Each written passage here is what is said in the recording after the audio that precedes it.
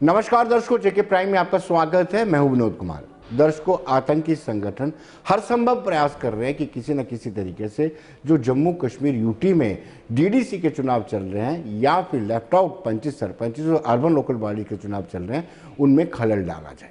कल पुंछ में एक प्रयास किया गया था, लेकिन 2 आतंकवादियों को चौकस सुरक्षा बलों ने मार गिराया। ये पाकिस्तान का प्रयास था, आतंकी संगठनों का प्रयास किया था, घुसपैठ करके आए थे। दोनों ही विदेशी आतंकवादी थे, दोनों को न्यूट्रलाइज कर दिया गया। लेकिन आज कहीं ना कहीं आतंकवादी कामयाब हो गए। आतंकवादियों ने आज पीडीपी के नेता के अंगरक्षक को अपना टारगेट बनाया। मैं बात कर रहा हूं मंजूर अहमद का, जो हेड कांस्टेबल हैं, उनको निशाना बनाया गया और उनको शुरुआती दौर में हॉस्पिटल में जैसे ही उनको गोलियां लगी उनको हॉस्पिटल में ले जाया गया, लेकिन बाद में उन्होंने शहादत पाई है। यानी एक प्रयास जो आतंकवादियों ने किया है, ये खलल डालने का प्रयास रहता है। आतंकी नहीं चाहते हैं कि जम्मू कश्मीर यूटी में 370 हटने के बाद 35 से रिपील होने के बाद कोई लोकतांत्रिक गतिविधियां शुरू हो सके, क्योंकि ये सीधा सीधा आतंकवादियों के लिए चुनौती है। ये चुनौती आतंकवादियों को बड़ी महंगी पड़ रही है, क्योंकि आज इस वक्त तक 22 आतंकी 202 आतंकी मारे जा चुके हैं इस पूरे साल में। तो आप अंदाजा लगा सकते हैं कि जब से 370 हटा, उसके बाद ऑपरेशन ऑल आउट कहें या सुरक्षा बलों की कड़ी चौकसी के चलते 202 से ज्यादा आतंकवादियों को मार गिराया गया है। लेकिन आज आतंकवादी सफल हो गए।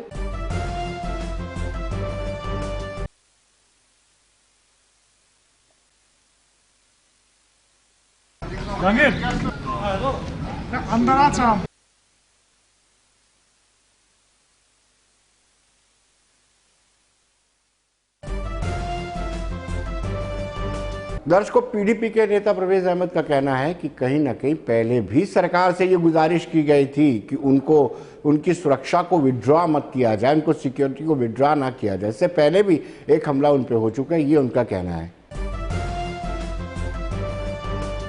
अभी ये आधे घंटे पहले मेरे ऊपर ये तीसरा हमला है आज। पता नहीं इसके पीछे कौन से लोग हैं। मैंने गवर्नमेंट को 10 बार बताया कि मेरे ऊपर हमले हुए हैं, सिक्योरिटी मेरी विड्रॉ मत कीजिए, और इन्होंने माना नहीं। इन्होंने मेरी सिक्योरिटी विड्रॉ की। वाइस चेयरमैन मैं रह चुका हूँ। 2008 का मैंने इलेक्शन कंटेस्ट किया था अमीर कदर कॉन्स्टिट्यूंसी से। इन्होंने आहिस्ता आहिस्ता मेरी सिक्योरिटी ली। आज 2 पीएसओ, वो भी बड़ी मुश्किल से इन्होंने लिए। उसी एक पीएसओ से मैं बच गया। इन्होंने ये हमले करने मेरे घर पे आए। पता नहीं क्या हमारी ज़िंदगी को अजीर्ण बना रहे हैं, गवर्नमेंट भी और दूसरे साइड भी। इसमें कोई, इस वाक़े में कोई जख्मी हुआ है या? मेरा पीएसओ एक सीरियस है। ये गेट, ये अंदर आंगन में, वो अंदर जब आए उनको पता चला ये भी पीएसओ था। दर्शकों, शहीद मंजूर अहमद जो सिलेक्शन ग्रेड कांस्टेबल है, उसको भावभीनी श्रद्धांजलि दी गई। पुलिस के टॉप टू बॉटम जितने भी बड़े अधिकारी थे, उन्होंने उनको श्रद्धांजलि दी।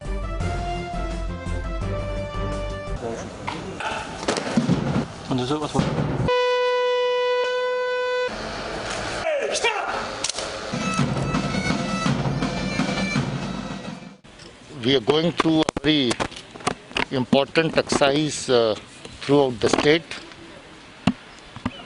and that exercise is an exercise in democracy at the grassroots level. Enthusiasm of the people with which they are coming out and participating in the elections is commendable, and very elaborate security arrangements have been made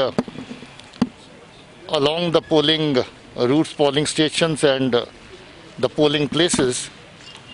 But despite best of your arrangements that you make, you cannot put 100% curfew or civil curfew where people are not allowed to move. People have to go. It's a big exercise, as I said. Movement has to be ensured. So among a very large scale movement of the people, you have a hidden movement of an odd anti-national element coming to city or coming to some other place. Yesterday only you have had an incident in Punch where Lashkar-e-Toba group of terrorists was sent from Pakistan, and they tried to come over to Shopian. They could not because of the heavy snowfall. and a police party along with army tracked them down after 3 days, carried out an operation wherein they were asked to surrender so that we could show to the entire world that that is how Pakistan is indulging in the affairs of दर्शकों, अपनी party ने अपनी गतिविधियों को और तेज करना शुरू कर दिया है। आपको बताते चले कि कन्वेंशन आयोजित की गई है और अभी आपको पता है कि 6 फेजेस हुए हैं, 2 फेज अभी बकाया हैं। कुछ ना कुछ जरूर है कि अपनी पार्टी अपनी गतिविधियों को तेज कर रही है। अपनी पार्टी का बड़ा नेता गुलाम हसन मीर, जो कश्मीर की सियासत, जम्मू कश्मीर की सियासत को बड़ी नजदीकी निगाह से जानते हैं। मीर साहब, आपका स्वागत है। जी, पहला सवाल आपसे ये रहेगा कि चुनावों के बीच में कन्वेंशन की क्या जरूरत आन पड़ी? क्योंकि श्रीनगर के इर्द गिर्द भी रूरल एरिया पड़ता है जी, जहाँ इलेक्शन होने को है। जी, इसी तरह से हम मानते हैं श्रीनगर जो है ये मिडिल सेंटर है वादी का। जी, तो जब यहाँ से जिस तरह हार्ट से बॉडी को ब्लड सर्कुलेट होता है, इसी तरह श्रीनगर से मैसेज जाती है वादी के अतराफ अतराफ में। जी, तो हम यहाँ से श्रीनगर में पार्टी कन्वेंशन करके यहाँ से अपनी पार्टी के वजूद, इसके प्रोग्राम की एक मैसेज देना चाहते हैं श्रीनगर से। जी, हाँ। मीर साहब, क्या रहेगा इसमें, खास क्या रहेगा? आपने अपना एजेंडा, हमारा मानना है, हमारा पार्टी का मानना है जी, इंक्लूसिव पॉलिटिक्स। जी, मुझे उम्मीद है कल every section of the society of district Srinagar will be there in the convention, और वहां पर हम श्रीनगर, जिसको अब तक वो दर्जा नहीं मिला जो शहर को था, जी, हम आइडेंटिफाई कर लेंगे श्रीनगर के मुश्किलात को और कोशिश करेंगे अपने पार्टी वो विजन देने के लिए कि हमारा शहर श्रीनगर के लिए क्या विजन है, हम कैसे इस शहरी श्रीनगर को डेवलप करना चाहते हैं। मीर साहब, अलायंस ने अपना एजेंडा क्लियर कर दिया है। उन्होंने पब्लिक को प्रलोभन दिया है या पब्लिक को आश्वासन दिया। उन्होंने कहा कि 35 से वापस लाया जाएगा, 370 भी वापस आएगा। क्या आपको लगता है वापस आएगा? और आपने ये कहा कि आगे का सोचना चाहिए, पीछे पर ना विचार किया जाए। आपकी पार्टी का 370, अपनी पार्टी बिलीव करती है जी, कि जो कुछ 5 अगस्त को हुआ, जी, वो बिल्कुल जम्मू कश्मीर के अक्सरियती तबके के उम्मीदों के खिलाफ हो गए। जी, रेस्टोरेशन 2 चीजों से एक होता है, एक सुप्रीम कोर्ट के फैसले, जी, हम भी चाहते हैं काश सुप्रीम कोर्ट के जज इसको रेस्टोर कर दें। जी, दूसरा इसका रेस्टोरेशन का है पार्लियामेंट।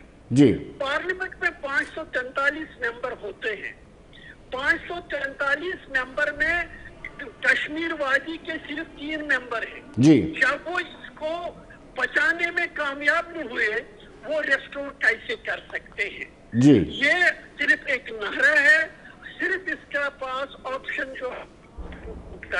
जी, लिहाजा ये कहना हमारा मानना है, हम जो खदशात जम्मू कश्मीर के लोगों को है आर्टिकल 370 के सिक्रेट होने से, चाहे वो स्टेटहुड को वापस लाने की बात है, जी, चाहे नौकरियां जम्मू जी, कश्मीर के नौजवानों के लिए रहनी चाहिए, जमीनें यहाँ जम्मू कश्मीर के लोगों की हैं, लोगों तक ही रहनी चाहिए।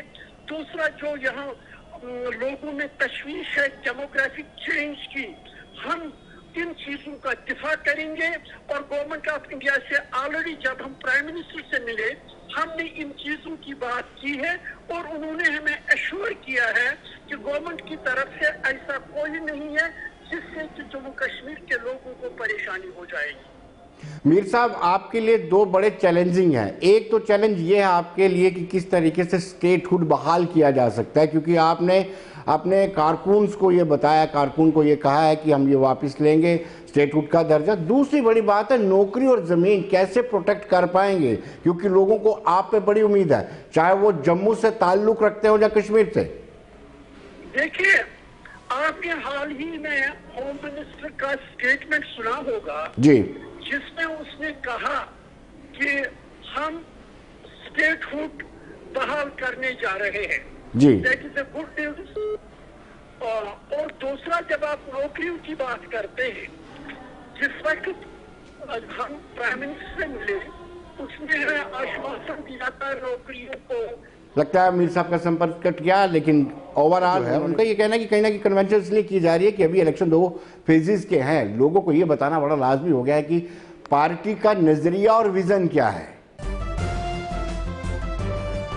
तो दर्शकों, अब हम बात करेंगे मुबारक मंडी परिसर की। उपराज्यपाल एमके सिन्हा, मनोज कुमार सिन्हा ने आज दौरा किया। इससे पहले नीतेश्वर कुमार जो प्रमुख सचिव हैं उपराज्यपाल मनोज सिन्हा के, उन्होंने भी दौरा किया था। उन्होंने जानना चाहा कि आखिर जो रेनोवेशन का काम चल रहा है, रेनोवेशन का काम कितनी देर में मुकम्मल होगा, और पूरी निगाह रखे हुए हैं क्योंकि पहले पिछड़े हुए हैं। हम इस रेनोवेशन के काम को लेकर के काफी पिछड़े हुए, लेकिन इस बार उपराज्यपाल किसी तरह का कोई जोखिम नहीं लेना चाहते।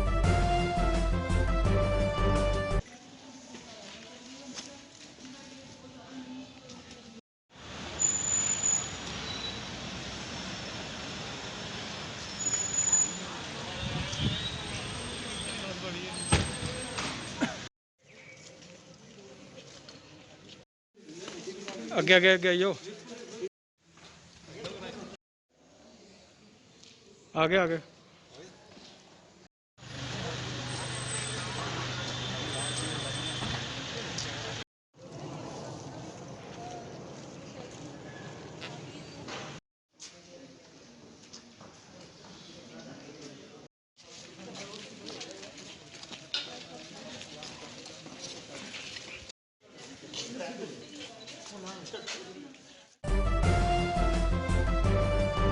दर्शकों, अब हम बात करेंगे किसान आंदोलन। किसान आंदोलन में आज से देश भर में अनशन शुरू हो गया और आज जम्मू कश्मीर में भी किसान आंदोलन की आंच दोबारा से देखने को मिली।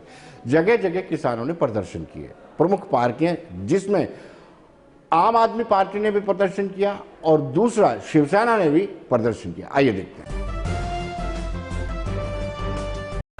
कृषि बिल रद्द करो, रद्द करो। कृषि बिल रद्द करो, रद्द करो। कृषि बिल रद्द करो, रद्द करो। कृषि बिल रद्द करो, रद्द करो। कृषि बिल रद्द करो, रद्द करो। शिवसेना बाला साहब ठाकरे जम्मू कश्मीर इकाई, आज हम तमाम शिवसेना इकाई के यहाँ पर नेता किसान आंदोलन को समर्थन को लेकर हम भी यहाँ पर 1 दिवस की भूख हड़ताल पर है, उपवास पर है। यहाँ पर शिवसेना कार्यालय के बाहर आज तमाम नेताओं ने 1 दिवस की भूख हड़ताल की है किसान आंदोलन के समर्थन में। इसके साथ ही हम सरकार को आगाह करते हैं कि किसानों को हल्के में लेने की भूल ना करें और बीजेपी के तमाम नेता जो किसान आंदोलन को यहाँ पर जो है बदनाम करने की साजिशें रच रही हैं, उस पर भी पूर्ण विराम लगाया जाए। ये किसानों का आंदोलन है और उनकी जायज मांगों को लेकर है। शिवसेना इसका पूरा समर्थन कर रही है। इसके साथ ही देखिए, प्रधानमंत्री माननीय नरेंद्र मोदी जी 1000 करोड़ रुपए की लागत से एक संसद भवन का शिलान्यास करते हैं। 8500 करोड़ रुपए की लागत से अपने लिए जहाज खरीदे जा रहे हैं, मगर देश के अन्नदाता जो यहाँ पर खेती करते हैं, लोगों का पेट भरने के लिए अनाज उगाते हैं, उनको लेकर जो है उनको राहत देने के लिए प्रधानमंत्री माननीय नरेंद्र मोदी जी और बीजेपी के तमाम नेता अपनी जिद पर अड़े हैं। कन्वीनियर जम्मू संभाग आम आदमी पार्टी आज का जो 1 दिन का जो उपवास है, जो उपवास जो जम्मू के अंदर आम आदमी पार्टी ने उन देश भर के लाखों किसानों के साथ एकजुटता शो करने के लिए आज आम आदमी पार्टी जम्मू के अंदर जो 1 दिन के उपवास पे बैठी है। ये उपवास उन किसानों का आंदोलन जो मांग कर रहा है कि देश के अंदर जो कॉरपोरेट हाउसेस की, अंबानी अडानी की लूट का विरोध और उन 3 कानूनों का विरोध में एक ही मांग किसानों की कि जो कंट्रोवर्शियल बिल है, जो किसान विरोधी और जन विरोधी बिल है, उस बिल को वापस लो और किसान हितैषी, जन हितैषी वो बिल लाया जाए जिसमें किसानों की उपज का उनको वाजिब दाम मिले। दर्शकों, कठुआ और सांभा में भी अलग-अलग 2 जगहों पर प्रदर्शन हुआ।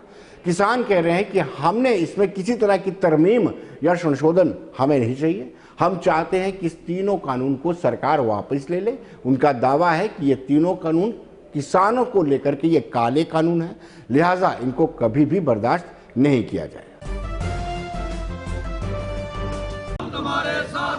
की चक्की में किसानों संघर्ष करो, जिंदाबाद जिंदाबाद, ऑल इंडिया किसान सभा जिंदाबाद जिंदाबाद जिंदाबाद। कश्मीर किसान तहरीक एफिलिएटेड विद ऑल इंडिया किसान सभा, क्योंकि हमारा किसान जो है वो संघर्ष पर है, 19 दिन से वो संघर्ष कर रहा है। ऑल इंडिया किसान सभा का हिस्सा होने के नाते जो उसकी कॉल है उसके मुताबिक हम आज यहाँ डिस्ट्रिक्ट हेडक्वार्टर पर धरना दे रहे हैं। तो रोज़गार देने की बजाय कोई रोज़गार नहीं मिल सका, किसानों की हालत नहीं सुधरी, तो उन्होंने क्या किया?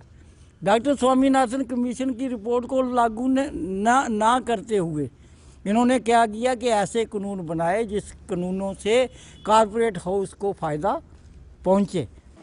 और किसानों पर जो अत्याचार कर रहे हैं सरकार, और इनको अलग अलग नाम से बुला रही है, वो नहीं, ये सारे किसान हैं और किसान जो आंदोलन कर रहे हैं हम उसको पूरा समर्थन कर रहे हैं जम्मू कश्मीर और सांबा से। और सांबा डिस्ट्रिक्ट हेडक्वार्टर पर भी हमारी ड्यूटी थी कि हम भी यहाँ पर किसानों की तरफ से कोई धरना मुजाहरा करें, वो हमने किया है आज, और उनको हम पूरी सपोर्ट कर रहे हैं और सरकार के खिलाफ चल रहे हैं। हाँ, इसमें दिक्कत यहाँ आ रही है कि जब 6 दौर की बात हुई किसान लीडरों के साथ सरकार की, तो उसमें उन्होंने माना कि हमसे गलती हुई है और हम इसको लागू कर देंगे।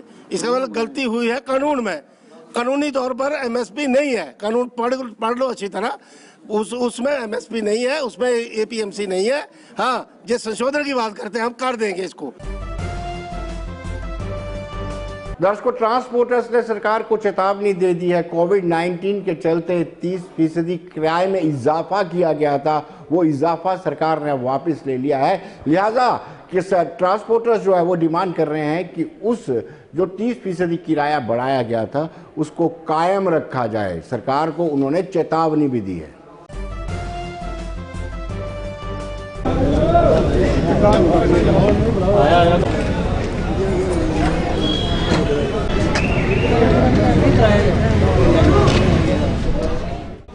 हमारी गवर्नमेंट ने 30% किराया बढ़ाया था कोरोना की वजह से, तो उसके बाद इन्होंने वापस ले लिया।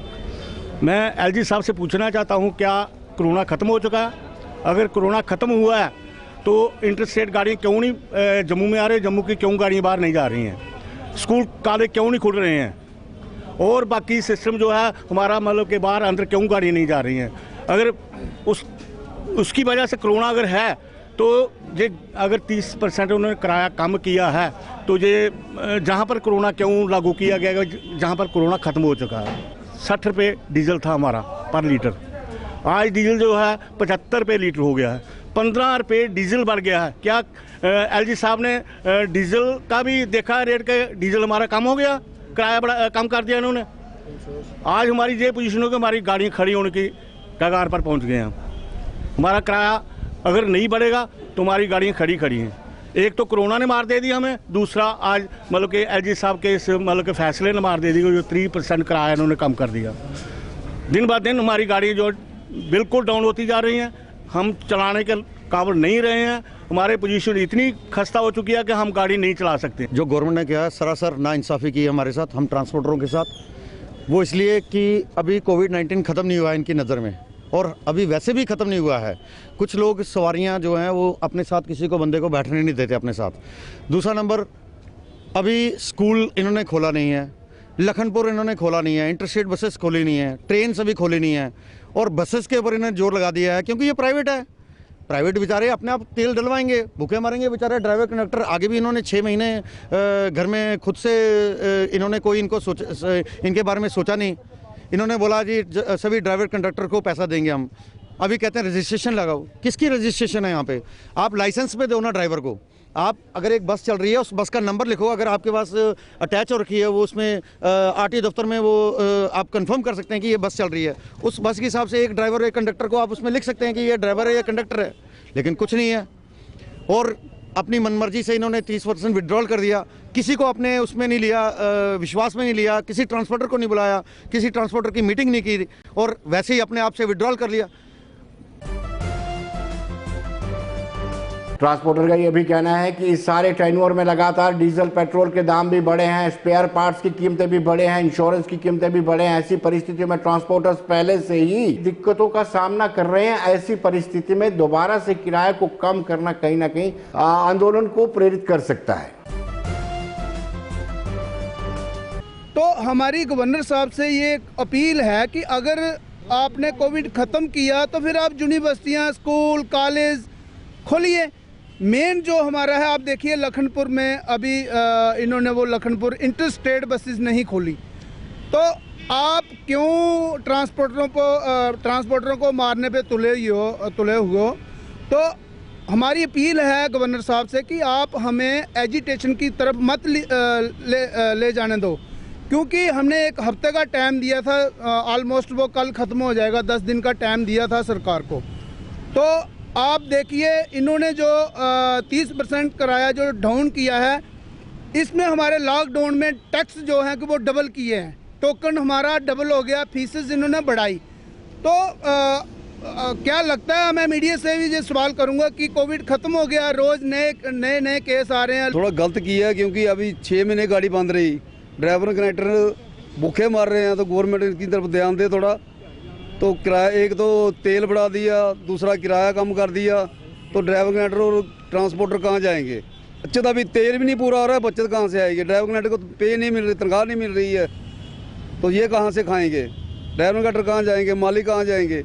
सरकार से यही है कि थोड़ा ध्यान दे ड्राइवर कनेक्टर की तरफ और माल की तरफ, क्योंकि इनकी गाड़ी अभी 5-6 महीने खड़ी रही है, कितना नुकसान हुआ है। सब काज जो भी हिसाब किताब है सब इन्होंने बढ़ा दिया है, तो इधर गाड़ी इधर खड़ी है, तो क्या फ़ायदा इसका। गवर्नमेंट से यही अपील है कि इनकी तरफ, ट्रांसपोर्टों की तरफ ध्यान दें। अब भी मांगे नहीं मानेंगे तो स्ट्राइक तो जो पक्का है, स्ट्राइक तो होगी, स्ट्राइक जरूर होगी अगर इन्होंने बातें नहीं मानी। दर्शकों, आखिर में हम आपको बताएंगे कि 7वें चरण के मतदान को लेकर के आज प्रचार संपन्न हो गया और केंद्रीय मंत्री अनुराग ठाकुर और पूर्व कैबिनेट मिनिस्टर श्यामलाल चौधरी ने जोरदार तरीके से प्रचार किया। अनुराग ठाकुर का कहना था कि वेस्ट पाकिस्तानी रिफ्यूजियों को 7 दशकों के बाद अधिकार मिले हैं, लिहाजा उनको नॉक किए, उनको जाइए, उनसे कहिए कि वो वोट कास्ट करें। और दूसरी ओर श्याम चौधरी ने ये साफ कर दिया कि वो एक पहले भी भारतीय जनता पार्टी के सिपाही के रूप में काम कर चुके हैं और भारतीय जनता पार्टी का लक्ष्य सिर्फ और सिर्फ विकास है। जोशीलेपन से, लेकिन हमारा पूरा रहना चाहिए। मुड़के असी कोई मुंह लै कि उन्होंने कोई जब पुरली संगता नाराज ने। भारत माता की, भारत माता। आज देश के प्रधानमंत्री ने 370-35 ये तोड़ के उन्हें ये एहसास दिलाया कि उनका कोई हमदर्द है, तो देश का प्रधानमंत्री नरेंद्र मोदी जो भारतीय जनता पार्टी की केंद्र की सरकार बैठी थी, उन्हें इंसाफ करके उन्हें ही दसिया कि थोड़ा भी कोई हक का अज देश का प्रधानमंत्री। गरीब लोगों वास्ते जिन्होंने लोगों ने अपने मन से कभी सोचा भी नहीं कि साढ़े घर की जो गैस सिलेंडर जो अपना खाना बनाएगा, अज हर घर कोई ऐसा घर नहीं जिसे गरीब के घर गैस सिलेंडर चूल्हा नहीं पहुंचा। गरीब आदमी के कोरोना के जी बीमारी महामारी फैली, 22 करोड़ लोगों के जिन्हें जनधन खाते हैं, 22 करोड़ 1500 रुपया उस खाते। मुफ्ती अपने बंगले ते पार्टियों के दफ्तर बनाते रहे, नरेंद्र मोदी जी ने बॉर्डर से बंकर ते गरीबों को मकान बनाने का काम किया। मेरे वीरों के सामने इन्होंने जम्मू कश्मीर से अंधकार किया, मोदी जी ने पिंड पिंड रोशनी पहुंचाने का काम किया। इन्होंने जम्मू कश्मीर में बीमार राज्य घोषित करवाया, बीमारी दी, ते असी हर परिवार को 5-5 लाख का इलाज बिल्कुल मुफ्त देने का काम किया, जो देश च किसी राज्य ने नहीं किया। तुसीं सदा कहते थे कि श्रीनगर पैसा तो आता है, जम्मू तक नहीं आता, आरएसपुरे नहीं आता है। आज मैं कह के जा रहे हैं दिल्ली सरकार का खजाना मंत्री कि तुसीं वोटां खुल के कमल के फुल से पाओ, मेरे वीर भगत जी जिताओ, असी खजाने तो किसी तरह की कमी तुहाडे लिए नहीं आने। तो दर्शकों, बने रहिए देश दुनिया की खबरों के लिए और मुझे दीजिए इजाजत। नमस्कार।